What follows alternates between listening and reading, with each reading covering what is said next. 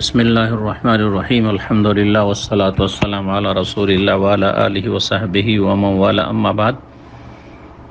আজ 21শে মুহররম 1442 হিজরি মোতাবেক 9 সেপ্টেম্বর 2020। আমাদের কাছে যে প্রশ্নগুলি এসে আছে ইনশাআল্লাহ তাআলা উত্তর দিই। প্রথম প্রশ্ন হচ্ছে, আসসালামু আলাইকুম। ওয়ালাইকুম আসসালাম ওয়া রাহমাতুল্লাহি ওয়া বারাকাতুহু। শেখ, নামাজের শুরুতে সানা হিসাবে আমি কি সুবহানাকা ইন্নী ওয়াজহাতু এবং আল্লাহ বাইদ বাইনি তিনটি একসাথে নামাজে পড়তে পারবো? আর সালাম ফেরানোর আগে সূরা বাকারার শেষ আয়াত রব্বানা লা তুআখিযনা ইন নাসিনা থেকে শেষ পর্যন্ত পড়তে পারবো কি, জানাবেন। জাযাকাল্লাহু খাইরান। সম্মানিত শেখ, ওয়া ইয়াকুম। দুটি প্রশ্ন করেছেন এখানে। প্রথম প্রশ্ন করেছেন সানাতে সুবহানাকা আল্লাহুম্মা ওয়া বিহামদিকা ওয়া তাবারাকা ইসমুকা ওয়া তাআলা জাদ্দুকা ওয়া লা ইলাহা গায়রুকা আর ইন্নী ওয়াজহাতু ওয়াজহিয়া লিল্লাযী ফাতারাস সামাওয়াতি ওয়াল আরদ শেষ পর্যন্ত।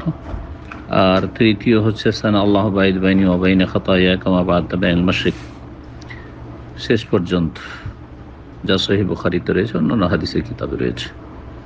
তিনটি সহিহ, আর তিনটি আপনি আমল করতে পারেন, যে কোনো একটি আমল করতে পারেন। কিন্তু তিনটিকে যে জিজ্ঞেস করেছেন একসাথে নামাজে পড়তে পারবো না, একসাথে আপনি একই সালাতে তিনটি পড়বেন, আল্লাহ বাইদ বানিয়ে পড়লেন, ইন্নী ওয়াজহাতু পড়লেন, আর সুবহানাকাও পড়লেন, এটা জায়েজ নাই, বরং এটি বিদআত হবে। কারণ রাসূলুল্লাহ সাল্লাল্লাহু আলাইহি ওয়াসাল্লাম থেকে এইরকম আমল প্রমাণিত না। রাসূলুল্লাহ সাল্লাল্লাহু আলাইহি ওয়াসাল্লাম বিভিন্ন সময় বিভিন্নটা পড়েছেন, কখনো এটা পড়েছেন, কখনো ওটা, কখনো ওটা, এইভাবে পড়েছেন, যেটাকে বলা হয় যে তানাওয়ু। বিভিন্ন দোয়াগুলি পড়েছেন, এতে দিনের মধ্যে প্রশস্ততা প্রমাণিত হয়েছে।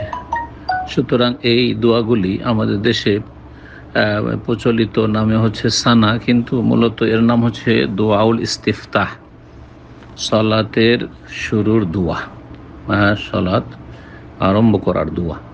তো ইস্তিফতার দোয়াগুলি যে কোনো একটি পড়বেন। আর সবচেয়ে উত্তম হচ্ছে যে শুধু একটির উপর কন্টিনিউ না করে সবগুলির উপর আমল করার চেষ্টা করবেন। আর সবচেয়ে প্রসিদ্ধ এই তিনটি, যদি এছাড়াও বেশ কিছু ইস্তিফতার দোয়া আরও রয়েছে। দ্বিতীয় যে বিষয়টি জিজ্ঞেস করেছেন সেটা হচ্ছে যে সালাম ফেরানোর আগে, অর্থাৎ বৈঠকে তাশাহুদের পরে সূরা বাকারার শেষ আয়াত রব্বানা লা তুআখিযনা ইন নাসিনা থেকে শেষ পর্যন্ত, হ্যাঁ অবশ্যই পড়তে পারবেন, কারণ এটি দোয়া। রব্বানা লা তুআখিযনা ইন নাসিনা ওয়া আখতানা রব্বানা ওয়া লা তাহমিল আলাইনা ইসরান কামা হামালতাহু আলাল লাযিনা মিন ক্বাবলিনা রব্বানা ওয়া লা তুহাম্মিলনা মা লা তাকাতা লানা বিহ।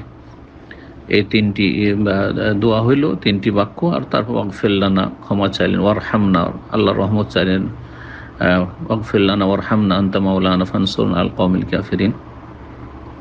তো খুব সুন্দর কথা, সুন্দর দোয়া। আপনি কোরআনে কারীমের দোয়া পড়তে পারেন, রাসূলুল্লাহ সাল্লাল্লাহু আলাইহি ওয়াসাল্লামের হাদিসের দোয়া পড়তে পারেন, কোনো অসুবিধা নেই ইনশাআল্লাহ।